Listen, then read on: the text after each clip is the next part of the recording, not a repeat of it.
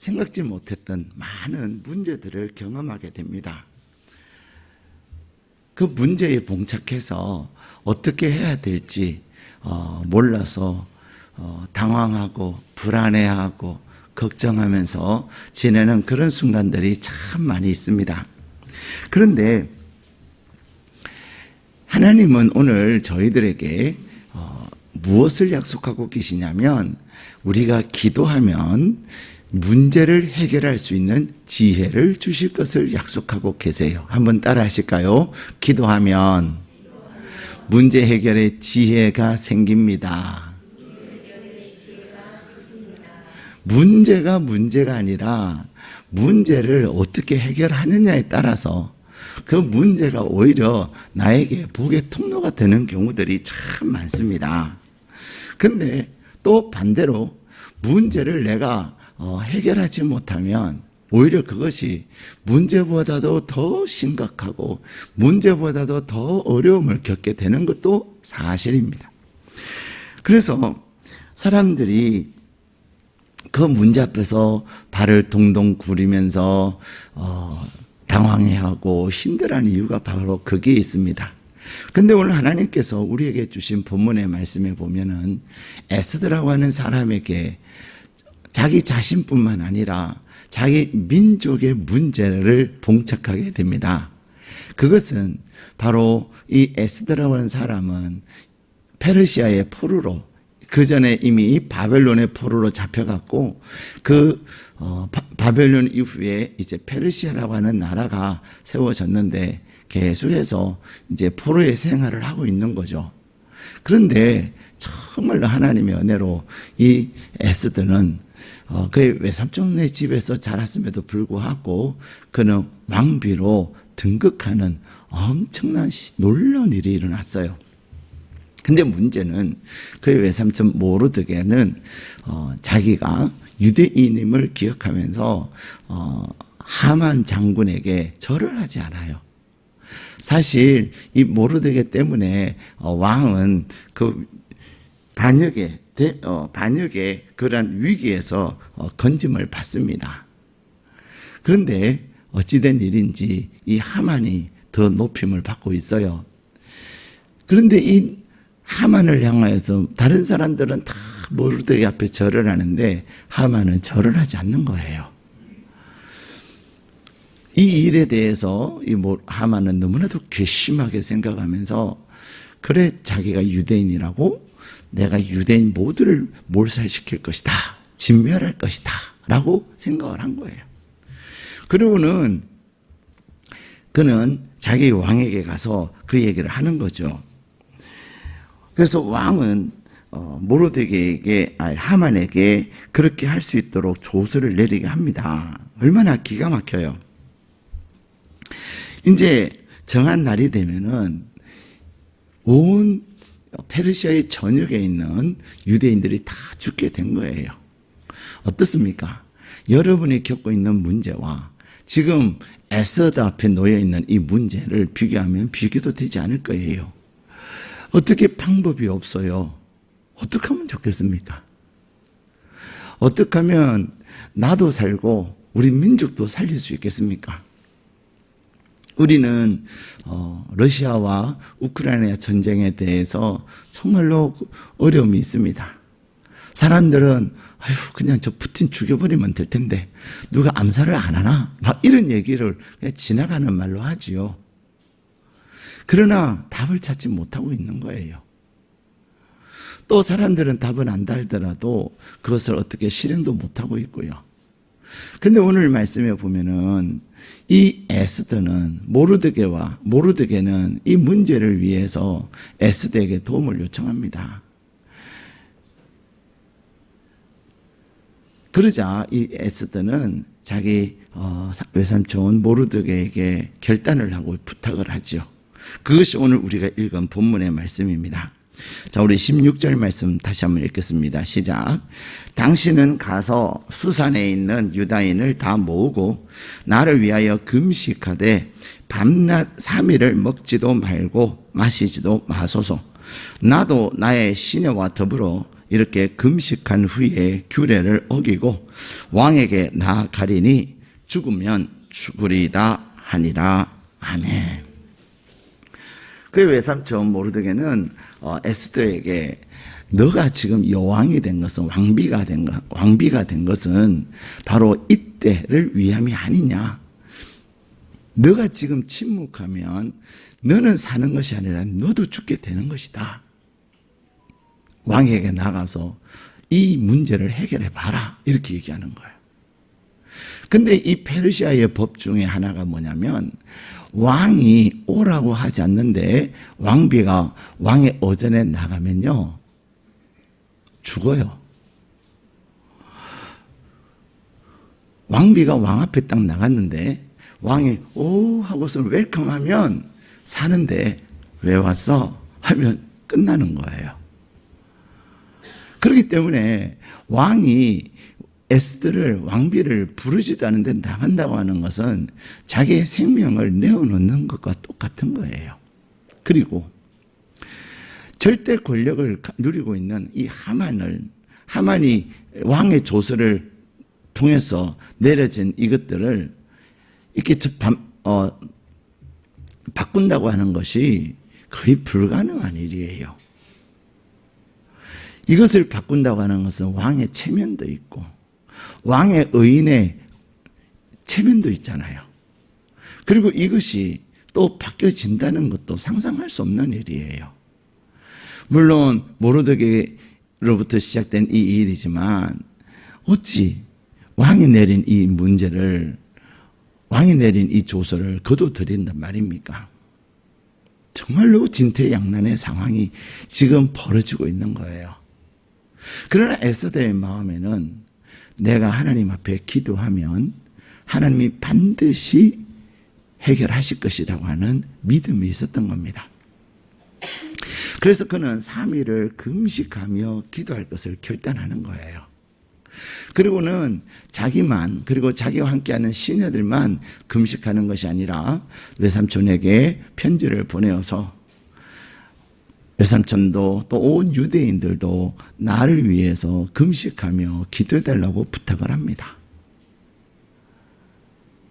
그리고 나서 5장부터 이제 에스더가 기도한 그 기도의 결과가 이제 전개가 되어지는데 하나님께서 에스더가 3일 동안 금식하며 기도하는 가운데 하나님께서 에스더에게 놀라운 지혜를 주신 거예요.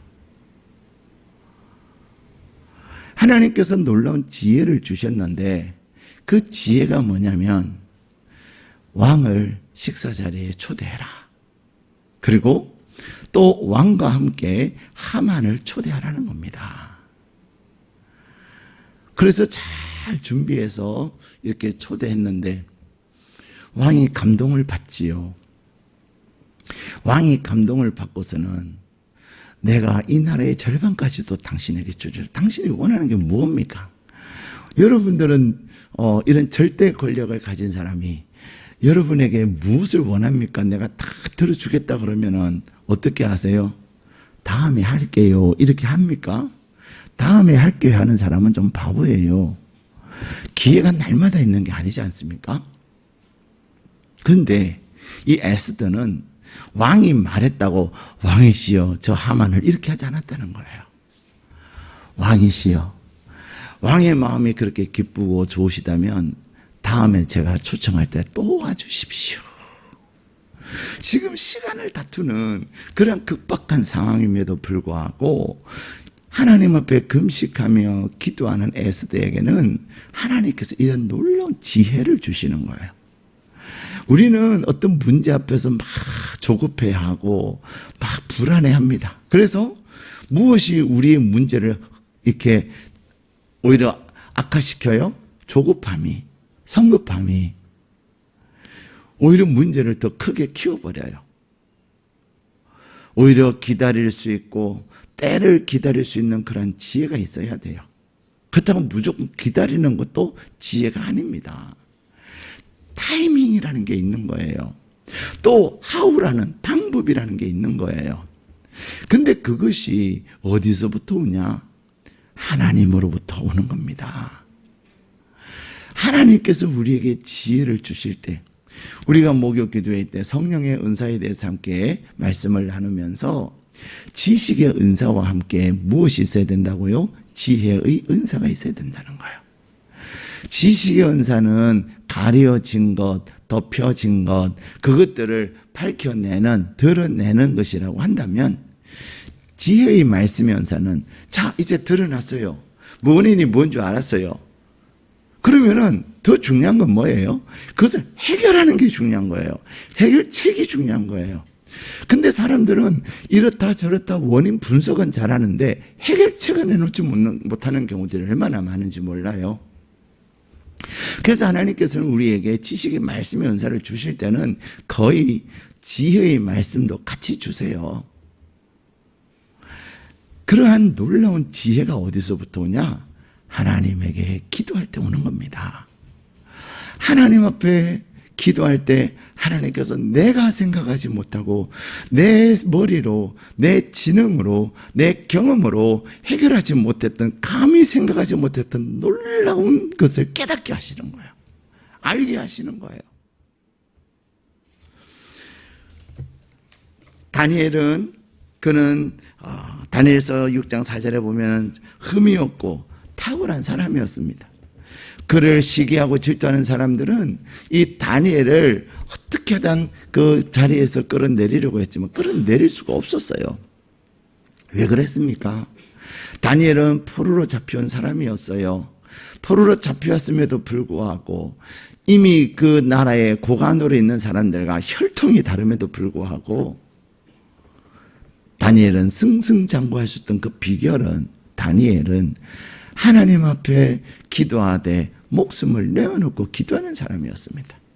우리가 잘 알고 있는 것처럼 6장 4절에 그런 일들이 일어나면서 이제 결국은 다니엘이 기도하면 사자굴에 빠뜨림을 당하는 그런 위기에 처해 있지 않습니까?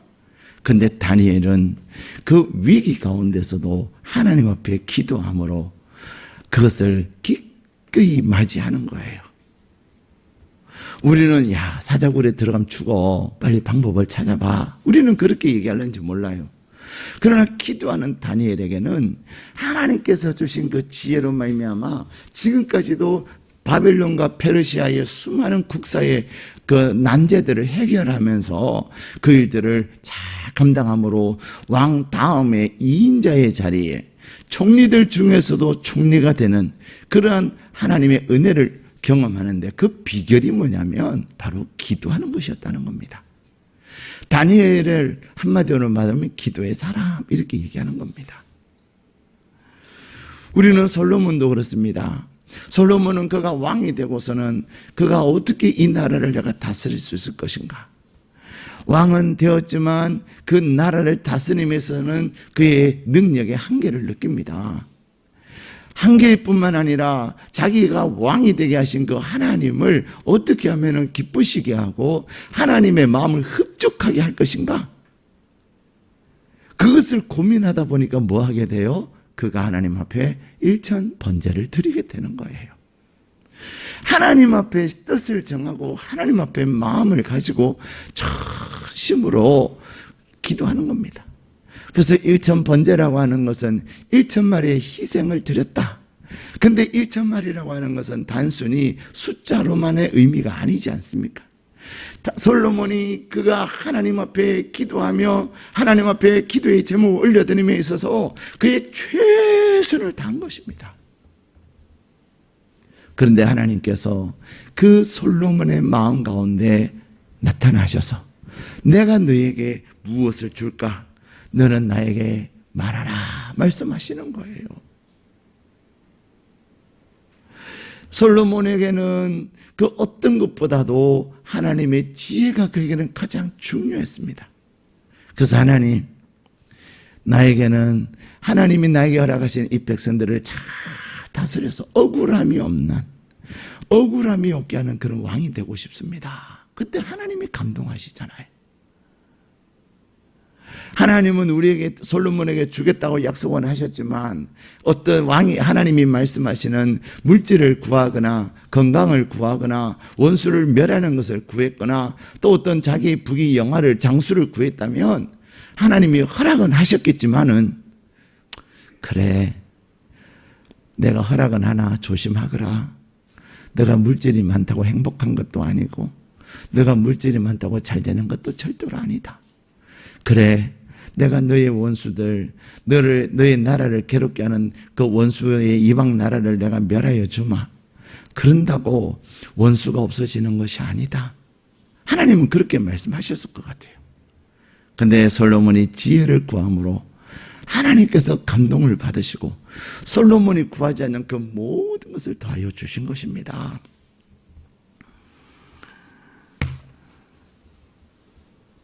세계적인 암 전문의인 원종수 박사가 그가 어렸을 때 정말로 가난했어요. 그리고 죽을 뻔했는데 어머니의 기도로 그가 살아납니다. 그래서 그는 청소년 시절에도 매일 하나님 앞에 가서 기도합니다. 그런데요, 그렇게 늘 하나님 앞에 가서 기도한 그였지만은, 그리고 원종수 학생이 매일 새벽을 나오는 거예요.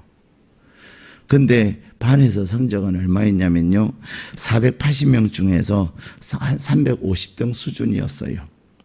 요즘으로 말하면 아마 한 7등급, 8등급 정도 될 거예요. 근데 하루는 그런 과정 속에서도 그가 하나님 앞에 계속 기도하는 거예요. 그러는 가운데 하나님께서 그에게 꿈에 나타나신 거예요. 그에게 어떤 소리가 들리는데 그게 뭐냐면, 종수야,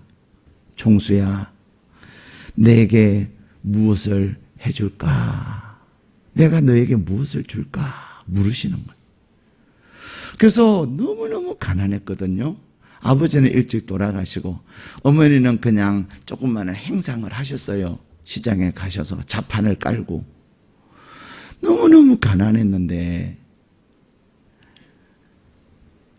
원종수 학생 마음에는 하나님 돈 좀 주세요.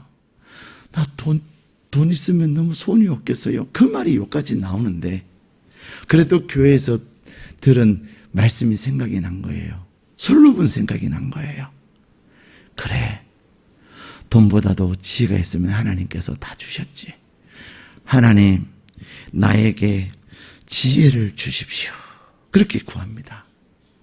근데 하나님께 지혜를 달라고 구한 그 다음부터 놀라운 일이 일어나기 시작한 거예요. 성경 로마서를 읽는데요, 그냥 눈을 감았는데도 자기가 읽은 그 로마서의 성경 말씀들이 톡톡톡톡 이렇게 떠오르더라는 거, 자기 머리에서 생각이 나더라는 거예요. 여러분 한번 읽어가지고 얼마나 많이 생각이 나요? 보통 사람들이 책을 읽으면요, 한 10%에서 20%밖에 남지 않아요. 그것도 시간이 가면 없어져 버려요. 그런데 자기가 읽은 로마서의 말씀이 머리에서 그대로 내용이 그대로 생각이 나더라는 거예요. 더 놀라운 것은 학교에서 시험을 보는데 자기가 공부했던 책의 내용이나 또 노트 필기했던 내용들, 그래서 자기가 그 사이에 공부했던 것들이 눈을 감으면 그 내용들이 머리에 싹 떠오르더라는 거예요. 그러니 성적이 올라가겠어요? 안 올라가겠어요? 올라가지요. 사람들은 야 이놈아, 너 그런다고 되냐? 무슨 새벽 기도냐? 가서 공부나 해라. 사람들은 그런 얘기 하는지 모릅니다. 근데 원종수의 어머니는 원종수의 어머니의 하나님을 알기 때문에 그 행상을 하고 피곤하고 힘듦에도 불구하고 새벽을 놓치지를 않아요. 근데 그 아들과 함께 가서 하나님 앞에 나갑니다. 우리는 오직 아무것도 없기에 하나님밖에 의지할 것이 없다. 근데 하나님께서 원종수에게 놀라운 은혜를 베풀어 주신 거예요. 그래서 그가 대전고등학교를 나왔는데요, 요즘이야 막 내신이 있고 그랬죠. 옛날에는 그냥 대입 시험을 치고 그다음에 본고사를 쳤거든요. 그러니까 내신이 조금 부족해도 서울대학을 갈 수가 있어요. 서울대 의대에 합격을 합니다. 그리고 하나님께서 주신 그 지혜로 말미암아요, 그는 서울대를 수석으로 졸업하고 의사고시도 수석으로 합격하고 하나님께서 그에게 특별히 암에 대한 놀라운 지혜를 주셨어요. 그리고는 지금 미국에는 세계적인 암 전문의로 활동을 하고 있습니다.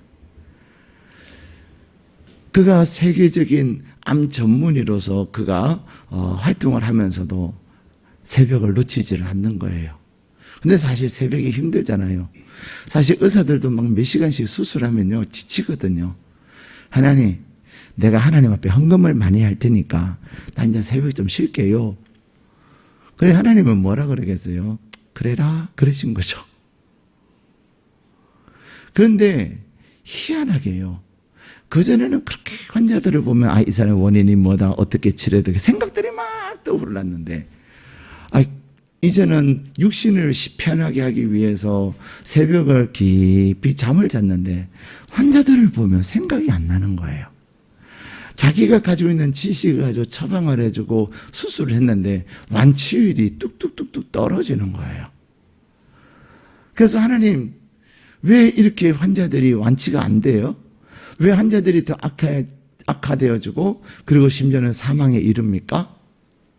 그래서 하나님께서 너가 하는 것이 아니라 내가 너에게 지혜를 줘서 한 거야. 나는 돈이 필요한 것이 아니라 나는 너가 필요한 거야. 그래서 그날 이후로 다시 하나님 앞에 나가기 시작했다는 거예요.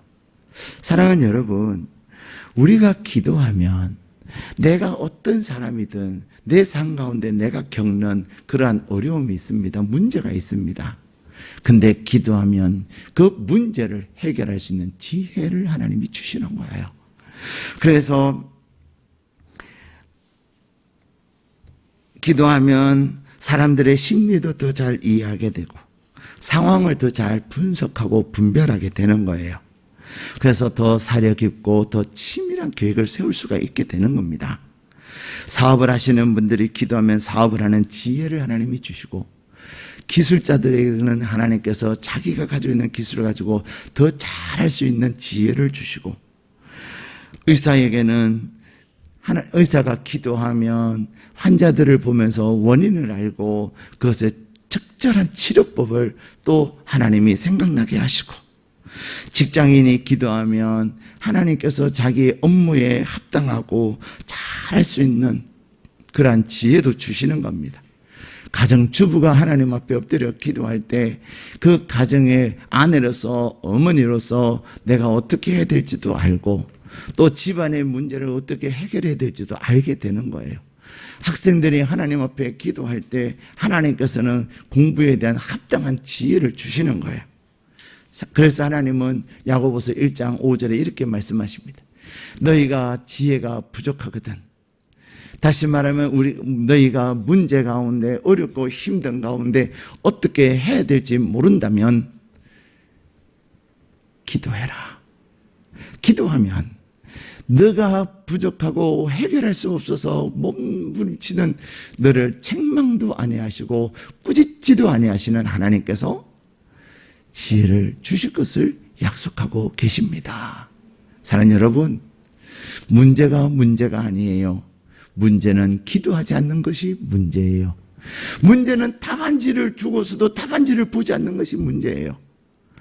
그 말은 무슨 말입니까? 목사님, 답안지 보고 문제 풀면 실력이 안 는데요. 그게 아니에요. 기도하면 답안지가 있는데, 기도하면 하나님께서 답을 주시는데 그 기도의 답안지도 있는데도 불구하고 기도하지 않는다 이 말입니다. 여러분들께서 이 9월에 여러분이 겪을 수많은 일들, 삶 가운데서 겪게 되는 많은 일들, 그것에 늘 두려워도 하지 마십시오. 당황해도 하지 마십시오. 불안해하거나 초조해하지도 마십시오. 기도하면 하나님이 일하시고, 기도하면 하나님께서 지혜도 주셔서 하나님이 주시는 그 지혜에 내가 온전히 순종하며 나가면 여호와 하나님께서 일하시는 거예요. 하나님이 주시는 방법으로 내가 순종하며 가는데 역사는 하나님이 이루시는 줄로 믿습니다.